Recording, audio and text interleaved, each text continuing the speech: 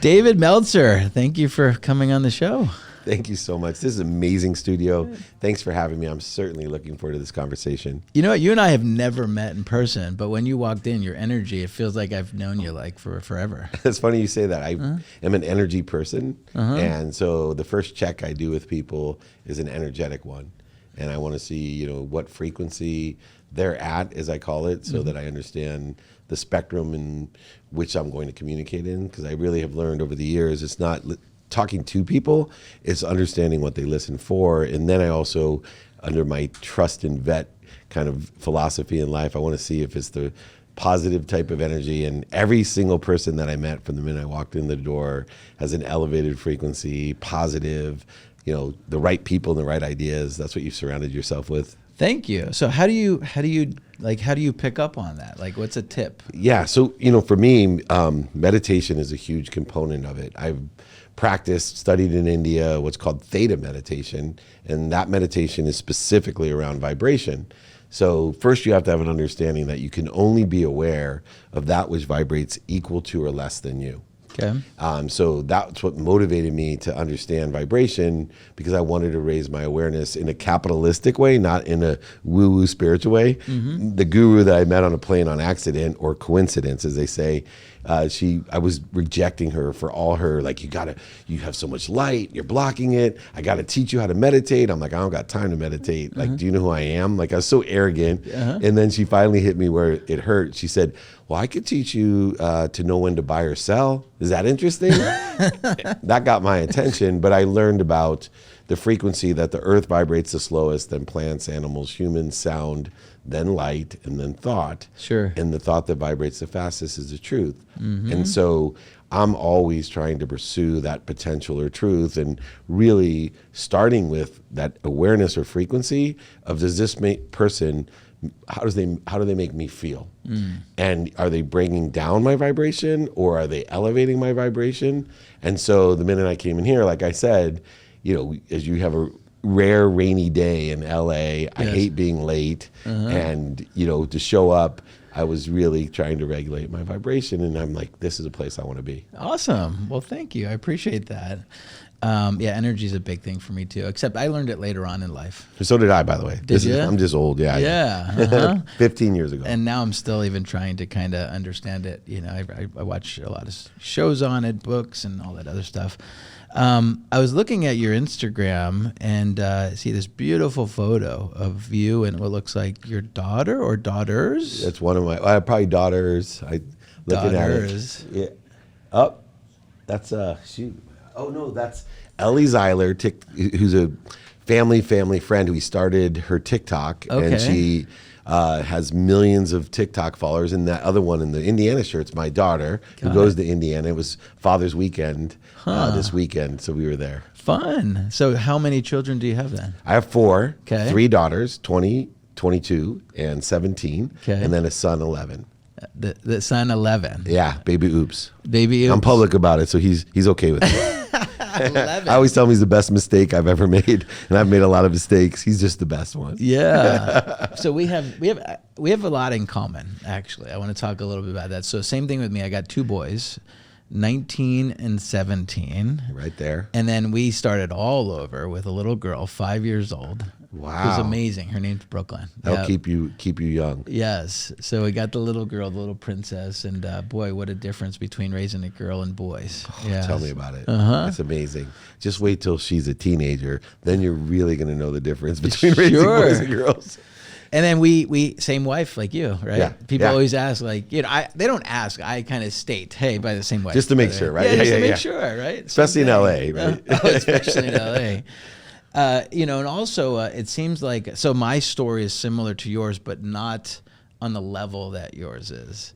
So I came from very humble beginnings. Single mom, had me at 17 years old. Nice. Really young. Where? Long Island, New York is where I grew up.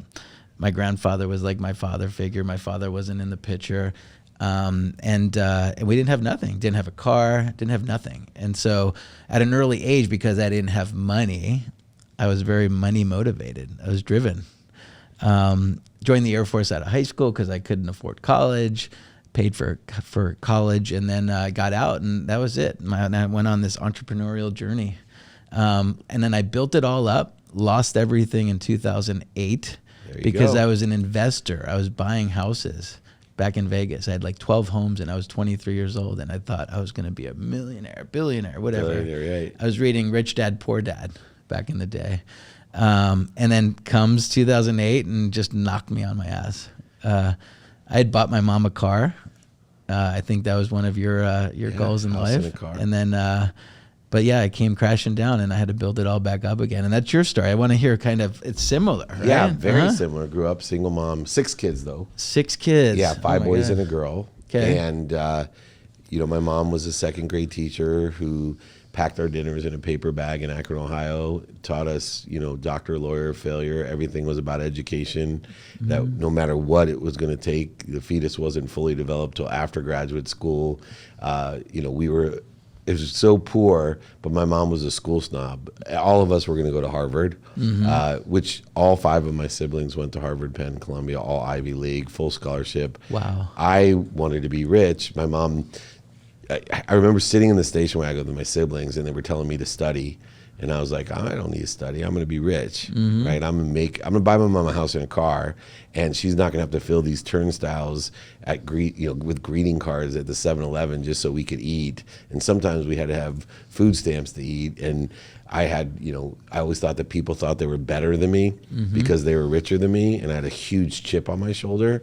I just naturally thought they were looking down at me because I had a terrible car, it didn't work, or my mom was crying because of financial stresses, and I had to lie all the time about why I couldn't go places, or I hardly ever talked to my dad, and I had built him up to all my friends of how rich he was, and it was terrible. Anyway, I was a multimillionaire. I was a millionaire right out of law school. Multi-millionaire. The first company that I worked with, we sold for $3.4 billion in 1995. Wow. Married my dream girl from the 4th grade in my late 20s. And then by the time I was 32, I ran Samsung's phone division, multi-millionaire, 33 homes in San Diego alone, a golf course, a ski mountain, married to my dream girl. By 2006, I was running Lee Steinberg Sports and Entertainment, the most notable sports agency in the world. Show me the money. Yeah, show you the money. But the weird thing about that, it wasn't just the money. It was I had access. So beyond money, I was going to the Super Bowl, the Pro Bowl, the Masters, Kentucky Derby, Breeders' Cup, ESPYs, Emmys, Oscars, Grammys. My ego was out of control. I was surrounding myself with the wrong people. And my bottom, I lost everything in 2008, over $100 million. But in 2006 is when I started. That's when I hit bottom and I started changing my life. I was actually more prepared for 2008 than I was for 2006 when my wife told me I better take stock in who I was and what I wanted to become because I was going to end up dead and alone. And that hit me so hard. Do you have kids at the time? I had 3 daughters. 3 daughters at the time. Yeah, under 8 years old at the time. Gorgeous daughters, healthy daughters, gorgeous. My wife is my dream girl. She skateboarded by my house when I moved from Akron to San Diego, and my heart fluttered. And at 6th grade camp, I asked my best friend to ask her to go steady for me. And she said, no.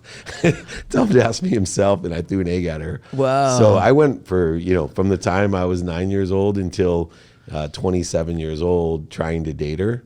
You sound like Kevin Arnold from the Wonder Years, man. Right on. We just had Dan Laurie on the show as well. Great guy. Yeah. And so somebody pushed me into my wife in Mexico, and it wasn't my wife at the time. Yeah. And that's when we reunited, and I convinced her to give me a chance. Just coincidence you both happened to be in Mexico? Or what? Yeah, she was partying. Right? I was partying. I was not going to the a bathroom. coincidence. Right. So coincidences to me is a mathematical equation. Yeah. What I pay attention to and what I give intention to equals the coincidences in my life. And so I actually am very pragmatic and intentional about coincidences. Yeah, no coincidence. Like this is not a coincidence. It's not a coincidence. You're exactly right. I can tell already. So what were you like why, I guess, money motivated, you said, as a kid? Completely. Yeah. Totally money motivated. What was your first entrepreneurial job? My first entrepreneurial job, real job, was in college. Okay. And I got a job at night selling book systems. They called them, I forget what it was, a child system. So they bought leads from hospitals, from new parents or soon to be new parents. And you would have 2 appointments a night if you were lucky. And you would go into these new parents, and I'd give them the whole story about all my siblings went to the Ivy Leagues, and it's because my mom read to us when she was pregnant. She gave us the book, like reading was it. And this was a $45 a month system from the time your baby's born until they're 18. So it's huge commissions, right? You're locking in it was encyclopedia sales with a whole bunch of other books. And so that was my first venture, and I ended up being their top salesperson while I was in college, making a lot of money, and really set me on the path of keeping my options open, even though I ended up in law school to keep my mom happy. Yeah. So when you would go back home, right? So here you are, this wildly successful, kid from Ohio. When you would go back home and see with your friends and stuff, like what did that feel like, right? Because a lot of them probably going to community college, still living with their parents, right? Oh yeah, and still today, it's really interesting. Yeah. It took me a long time to create this idea of radical humility because I was so money motivated that it actually ruined a lot of the relationships because I would go back and I would brag, and I'd relate everything to money. I'd name drop, and I forgive myself for it because I've learned a lot of lessons about humility and studying, as you said, energy and spirituality.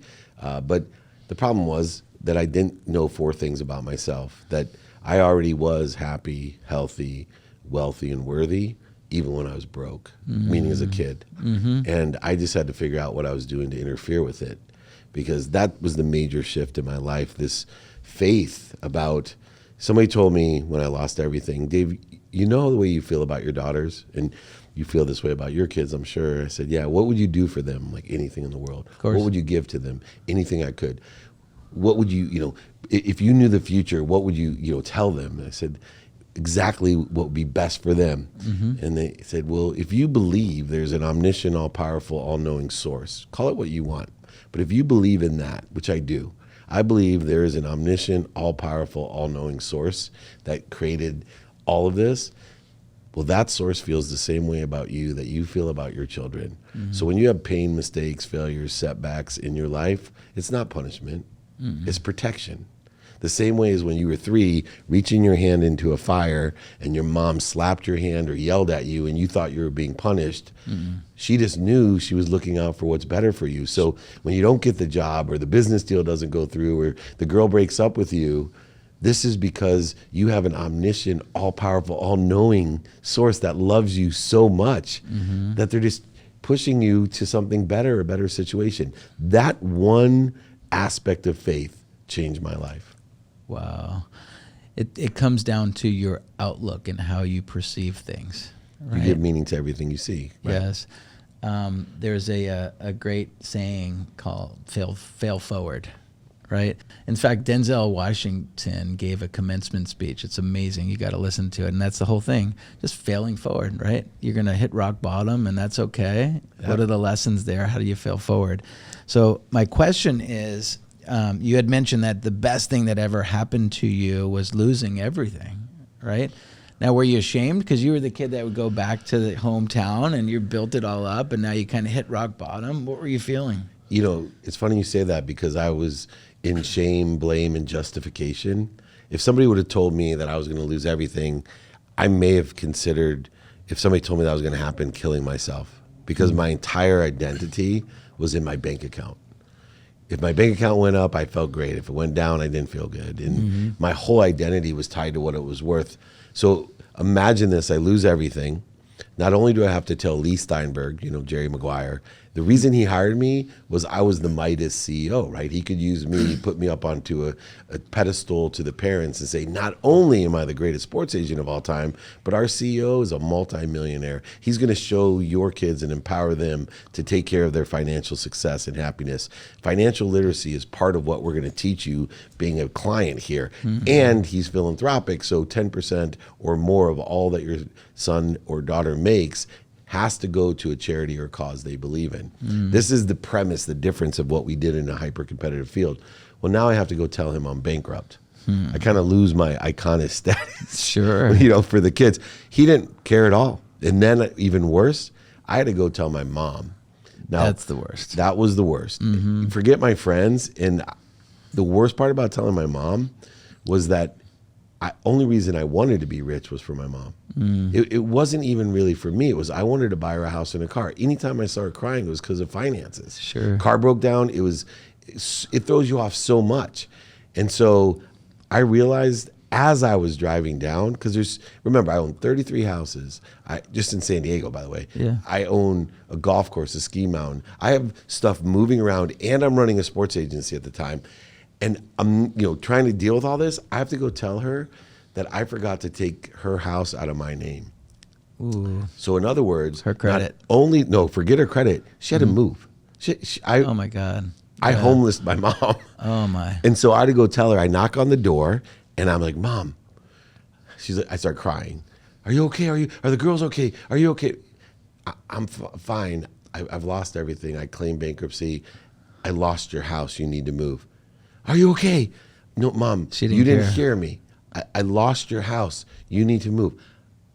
Are you okay?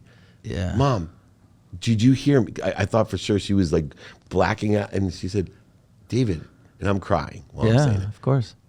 David, I heard you. Are you okay? I'm about to cry. Yeah. Do you need anything? Can I give you some money? At that moment, that's when I realized that my money had nothing to do with my success. Of course. In fact, 2 years before that moment, when my wife told me to take stock in who I was, and that if I didn't change, she was leaving for sure and I'd end up dead, she also said one thing before I went to bed that night. It shook me. She said, if I told your mom everything you were doing, would she be proud of you? And that went through my head all night long. Like, what are you doing? Like, your mom taught you gratitude and forgiveness and accountability. You're an inspiration. You're a motivator. What are you doing? I was doing drugs and drinking and hanging out with bad people, doing bad things. And what would my mom do if she really knew all the things that I was doing at that time? Would she be proud of me? And the answer was, my money meant nothing then. It went nothing when I lost it all. And somehow in my mind, I thought my mom was weak, that she needed me to take care of her. Yeah. And then I started thinking, what was I thinking? She raised 6 kids on her own. I was going to say. Went to the Ivy Leagues, all of them. Wow. Right? I got a scholarship to college so I could play football, which was my dream. Yeah. But what was I thinking? She was such a higher vibrating individual than I was. And that I had so many lessons of humility to learn about, my mom says there's 4 things you need in life. That's it. And you should work on these 4 things at all times. Number 1, you got to eat. Okay. So eat well. You need to hydrate yourself. So make sure you have a plan to hydrate yourself. You need to breathe. You need air. You need food, you need drink, and you need air. And you need sleep. You need to, if you focus in on those things, everything else will come your way. The people who eat the best, sleep the best, breathe the best, and drink the best are the most successful, passionate, purposeful, and profitable people I know. You go ends down with these biggest entrepreneurs they all have nutrition, hydration, sleep, and air. Yeah, they breathe. Yeah. So as you were telling that story and getting a little emotional there, it brought me back to my story. So again, didn't come from anything. Mom raised me. I made a promise to her when I was like young, because she always says like, look at that Corvette, right? Like one of these days I'm going to own one of those Corvettes. And I knew like on the money that she made, she would never own like a Corvette, right? So here I am, I'm like 22 years old, living in Vegas. I just got out of the Air Force. I'm making really good money. I was doing some sports betting at the time. Good. And so I was following a guy and making like pretty big money. I turned like $5,000 into $300,000 just kind of doing sports betting. That's dangerous. Amazing. Almost got me divorced. But so I remember I flew back home with like $50,000 going through like TSA. I'm like, oh, please don't check my pockets. I'm going to get arrested, right? What's going to happen?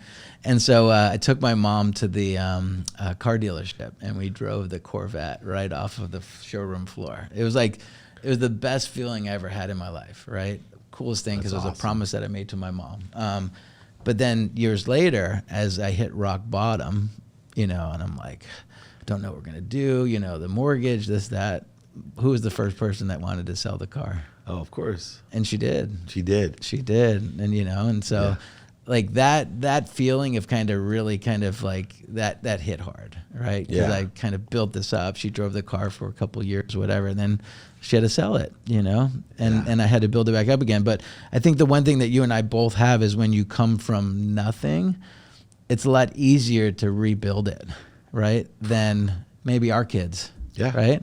Because our kids, whether it's fortunately or unfortunately, they live a more entitled life, right? So I don't know if they were in the same predicament as we were in, would they have the skills to rebuild or perspective, right?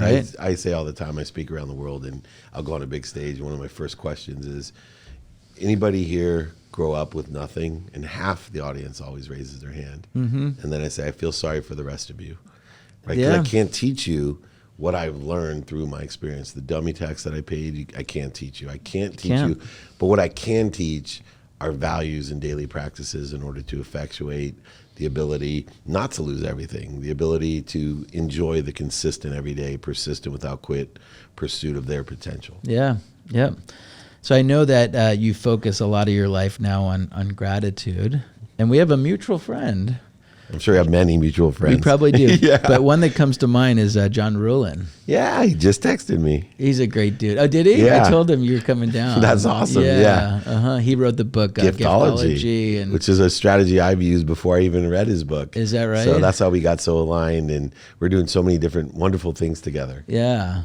So when did you kind of make that part of your personal mission as far as like gifting and gratitude? Well, gratitude for me became a practice when the night after my wife, I thought my wife was perfectly happy. Like you would have thought, like I should have known that she wasn't. Like I literally looked at her and said, "Are you kidding me? You're not happy?" Like I have a Ferrari and a Porsche. Like we have a living like my mind was so skewed towards money. Like, money buys love and happiness. How are you not happy? Yeah. And anyway, she threatens to leave me, and I go to bed and I'm pissed because I think she's not grateful.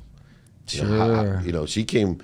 I've made all this happen. Me, and so I go to bed and I'm sitting there and I wake up in the morning thinking about what divorce lawyer to call. How I'm going to take her. She wants to be unhappy. I'll make her unhappy. I'm going to take all the houses. I'm a lawyer. I'm going to show her, right? I'm going to show her. And I look over, and my father on my 30th birthday gave me a jacket. Ironically, when he gave me the jacket, it was the first present he had given me in 20 years. He had forgotten my birthday when I was 10, told me and hurt my feelings, not just forgetting my birthday, but when I approached him about it, he said, "I didn't forget your birthday. I don't believe in birthdays." And I distinctly remember thinking, hero to zero. Like my dad was my hero. And then I caught him lying, cheating, manipulator, overseller, and I hated him. I told him, "I hate you." Well, 30, he gave me this jacket. I was so excited that he had changed his mindset, and I thought we would have a relationship. He tore the pockets out of the jacket. And I was furious at him. I'm like, "Why are you always trying to teach me a lesson?" What? He said, "Dave, I'm worried about you. Money does not buy love or happiness. This jacket, hang it in your closet. It's not for wearing. It's to remind you every day that you're not going to be able to take anything with you when you're gone. I want you buried in this jacket. I want you to remember you're not like me. Money doesn't buy love and happiness. And I want you to remember you don't need to be the richest man in the cemetery. It's going to get you nowhere." At that time at 30, I wasn't ready to hear it. So I told him the same thing I told my wife the night before. "I hate you," right? Yeah. "You're not grateful. You're a liar, a cheater, a manipulator, overseller. I hate you. You don't appreciate," right? So I'm sitting there about to call the lawyer, and I look over in the closet, and just like the movie The Natural, remember when the light came down on the bat? Yep. I hadn't seen that jacket in years, and I don't even know how.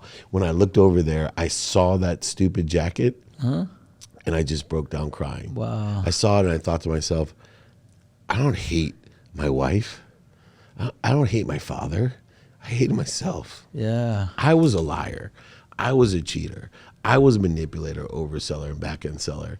And I sat there and I thought to myself, I'm going to take stock in who I was. And I started thinking of all the lessons my mom taught me. And the first one was gratitude. My mom had taught me I couldn't even come down to the table without an attitude of gratitude. Even though we had nothing, Every night before I went to bed, she made me say thanks for what I had. Every morning when I woke up, I had to be thankful for what I had. Not what I didn't have, not what was missing, but what I had. In other words, I learned to appreciate everything that other people were wishing for. And so gratitude became a cornerstone of the values that I live by. Forgiveness was another one. Accountability was another one. And effective communication was the last one. Yeah. And those 4 values changed my life. It's what I write my books about. It's what I teach about, leading me to a mission that I'm on today to empower over 1 billion people to be happy with those values, to create a collective consciousness of those values. Wow. And I want to talk about the happiness. But yeah, and you said that your wife was with you when you had nothing, and then she was with you on the journey when you had everything, and then you lost it all, right? My wife was on that same journey with me too, right? And there was times in my life too where I'm like, I'm the sole provider, you know, who pays your car? Like, who pays for the house? Look around right? you, right? You know what I mean? And yeah, but you know, like she didn't join my life after I was successful, right? She was with me the whole journey when I was making $300 a week working in the Air Force, right?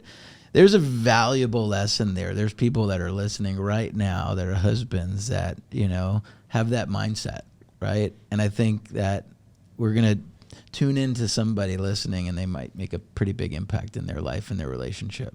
Yeah, you can't, you know, you can't give meaning outside of you, right? I tell people all the time, you give meaning to everything you see in all relationships that you have. And if you can't find it within you, you're not going to find it outside of you. Exactly right. So let's talk about this happiness stuff here, right?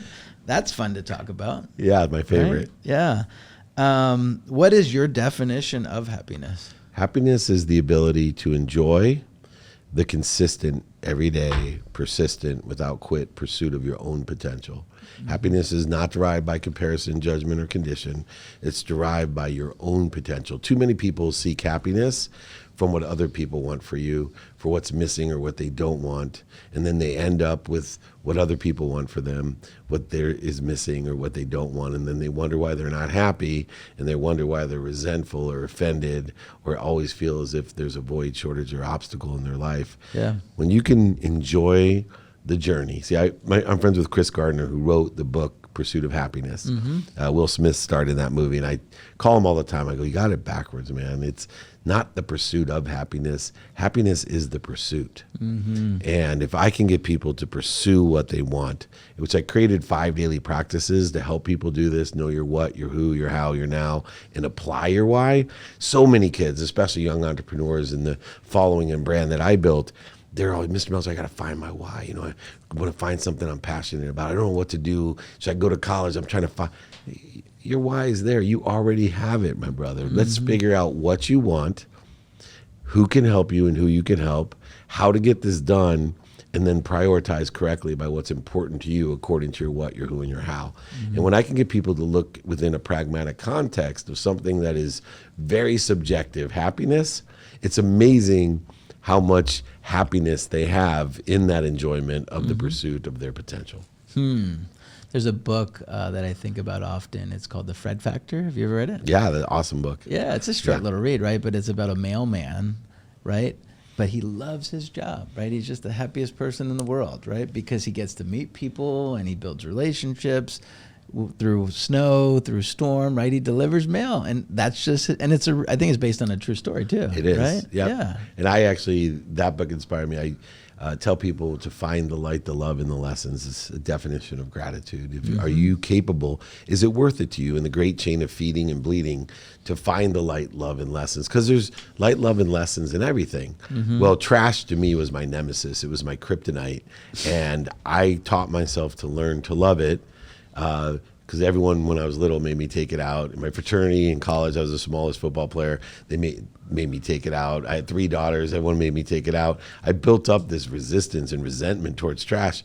Once I shifted my meaning of trash and I found the light of, hey, you get to take a break for 5 minutes a day when you take the trash out. Sure. To think about what you want. Now I love taking the trash out. And people love me for taking the trash out. I think my wife has attached emotionally that, wow, when he takes the trash out, he really loves me. So it's a double bonus. So you posted something recently on Twitter, which I loved, and it says, when you ask for help, you honor the other person by allowing them to make an investment in you, right? Yep. I'll read that again. When you ask for help, you honor the other person by allowing them to make an investment in you. A lot of times people are afraid to ask for help, right? And you change the whole perspective there. Oh, so core of what I tell people. People ask me all the time, what's the number one thing you would tell yourself, your previous self? What would you tell an 18-year-old? Ask for help. See, Ben Franklin wrote, the best thing you can do is ask for help because you become an investment of that person. But even more than that, everybody loves to give. See, what I think is the most counterintuitive thing of asking for help is that if I asked you for a favor and you were able to do it, you would feel terrific. It makes me feel better. So, and you're giving someone an opportunity to feel better. Yeah. Like, can you open the door for me?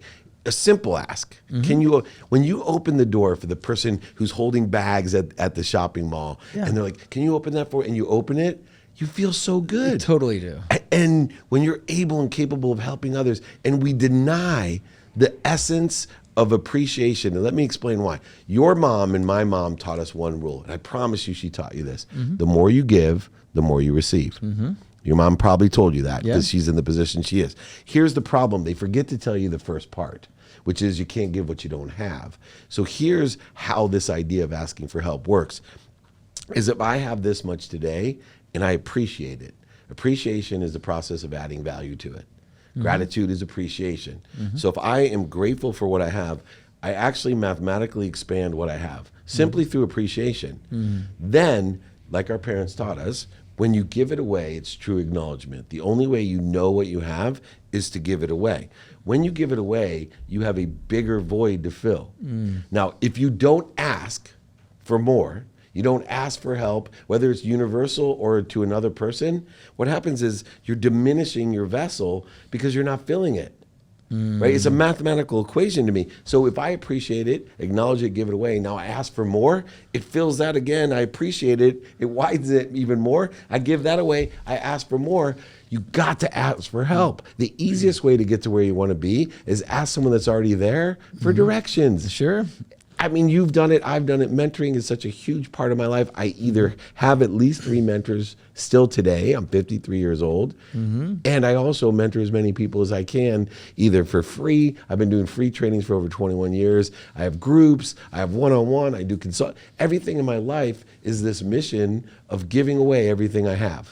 But I also, guess what? I'm asking for more. Yeah. I'm not just giving away everything I have. I'm continually asking for more, so I have more to give. Yeah. I have purest intentions. You're selfish. Right.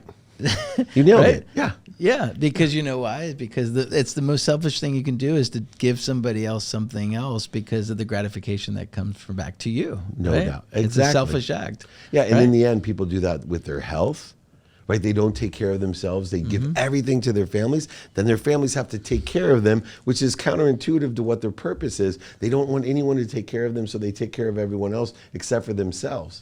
That's why I tell people I have a non-negotiable health. If I give one piece of advice to everyone in the world, it's find something that's good for you health-wise, Sure. minimum of an hour a day, every day for the rest of your life. Yeah. Because if you don't take care of yourself, you'll never be able to take care of anyone else. And what's your way of kind of being healthy? So for me, it's that non-negotiable. I have adaptable and set routines. So Okay. 20 minutes of meditation.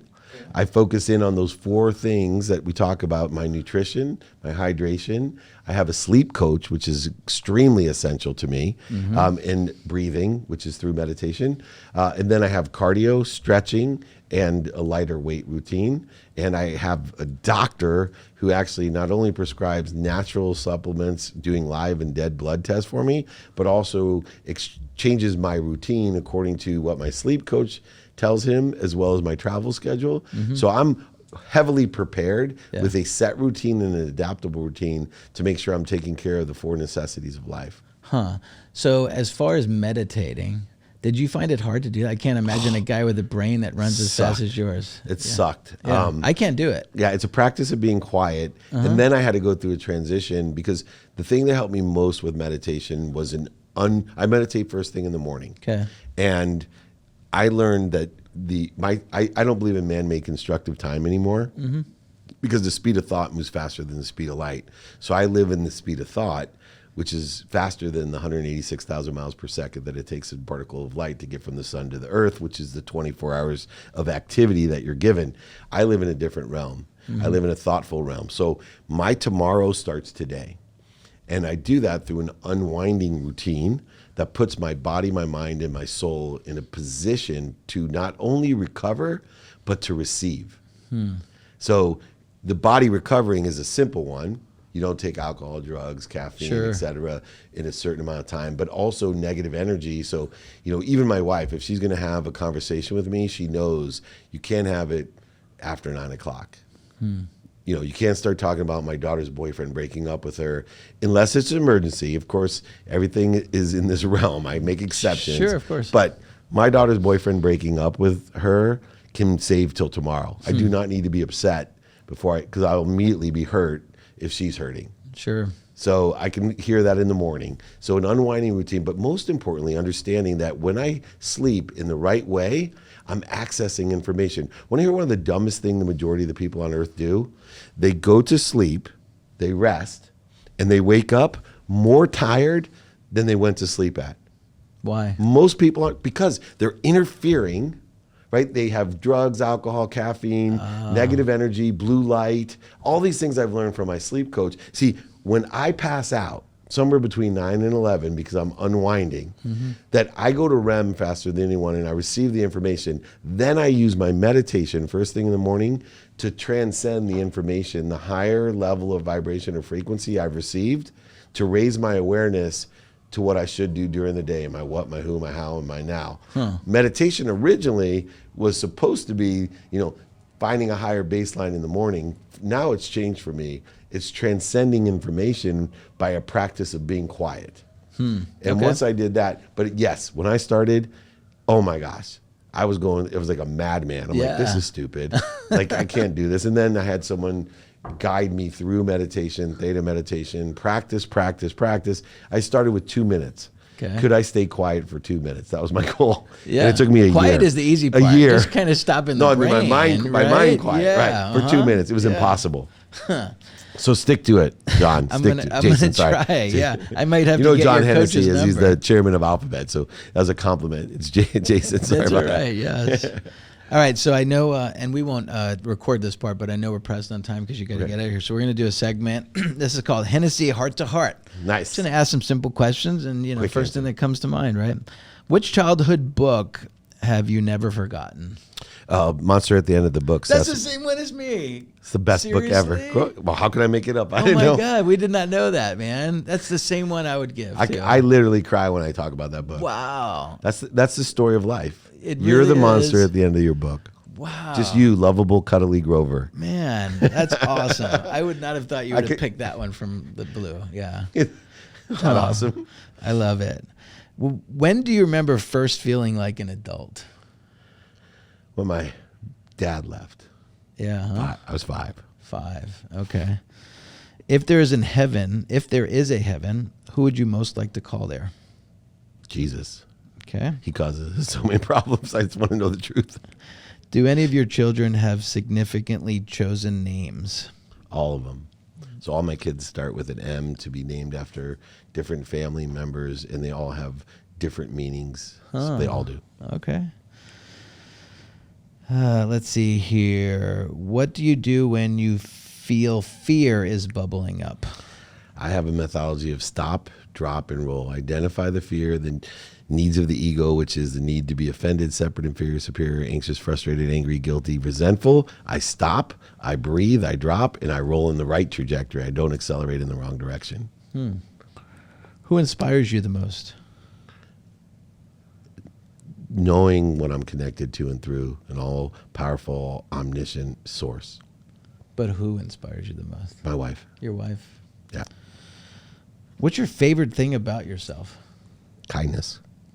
Good answer. What's something that you've always wanted to try, but you haven't? Gosh, I believe freedom is the ability to do whatever you want.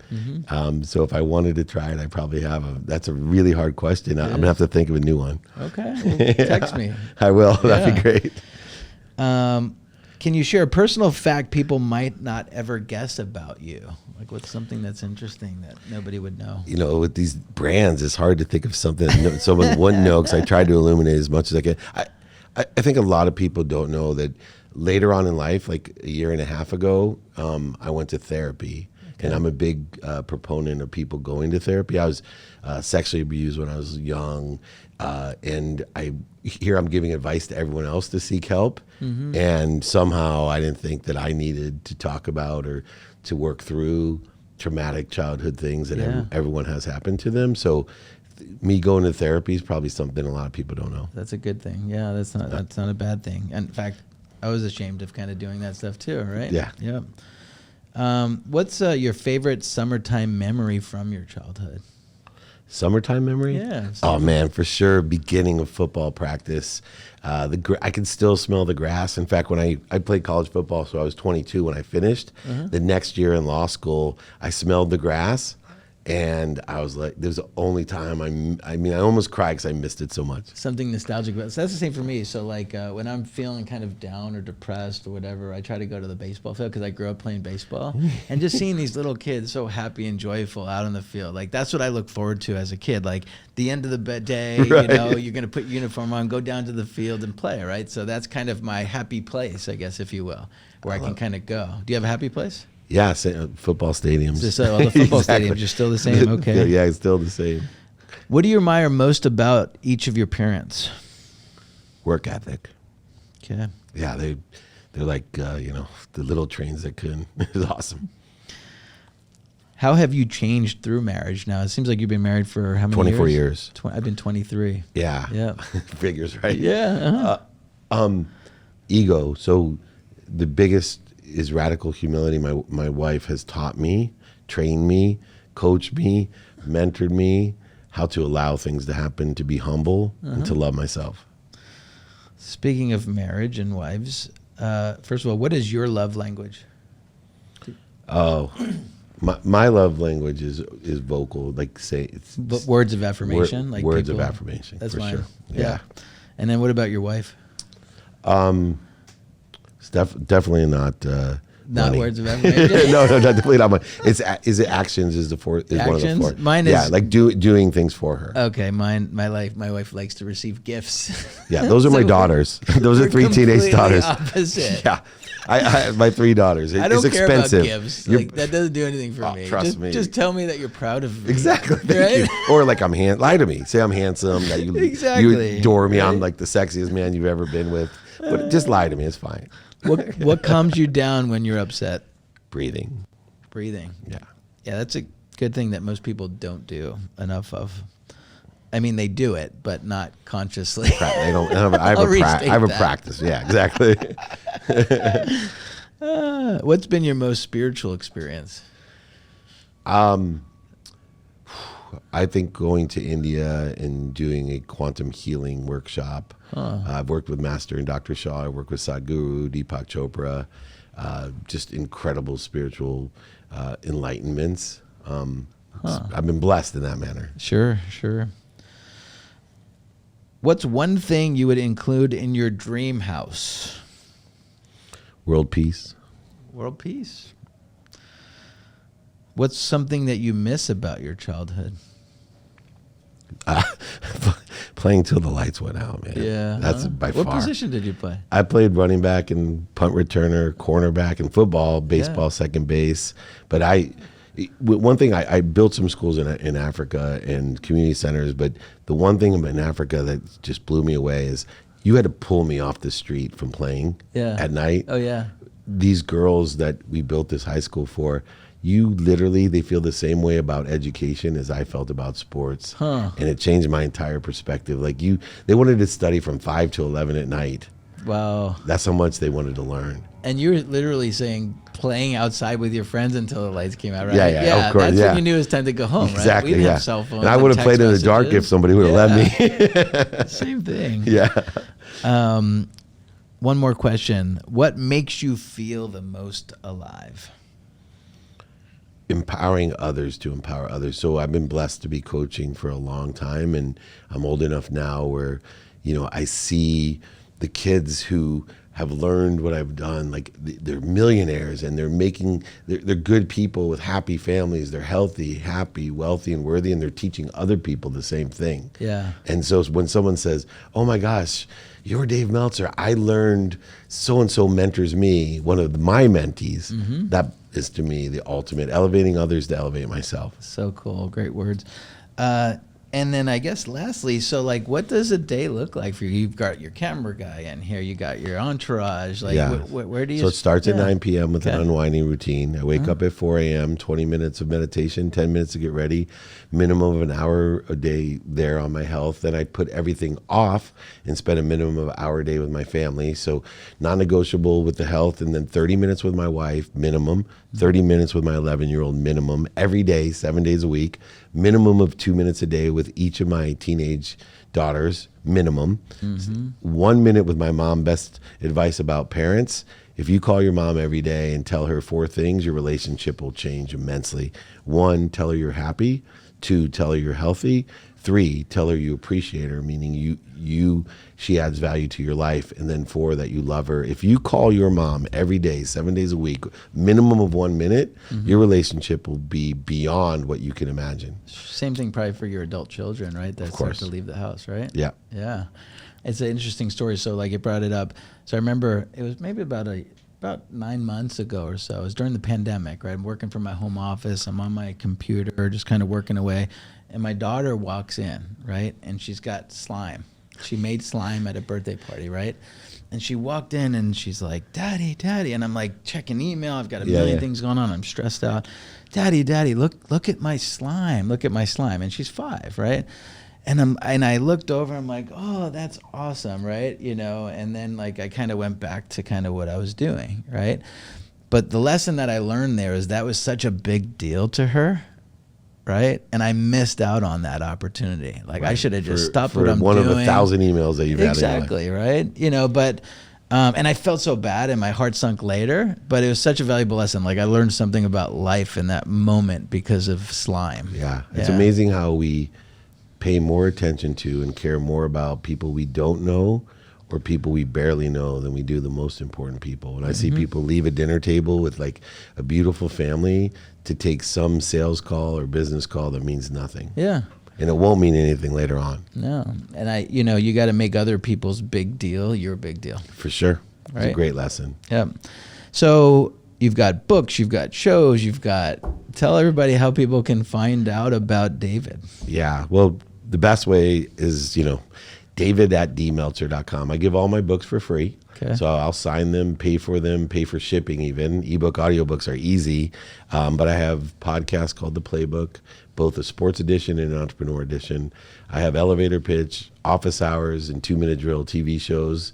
I have several books, and I speak around the world. I coach. But you can just reach out to me, david@dmeltzer.com, or Google my name, David Meltzer, @David Meltzer. Luckily, I'm easy to find. Well, I love how vulnerable you were today, and I love how you made your mess your message. I love that. Yeah. Thank you for coming in, man. Well, you're my new best friend. We got so much in common. I can't wait to go out with you. Yeah. I look forward to that, man. Thank you so much, Jason. Yep.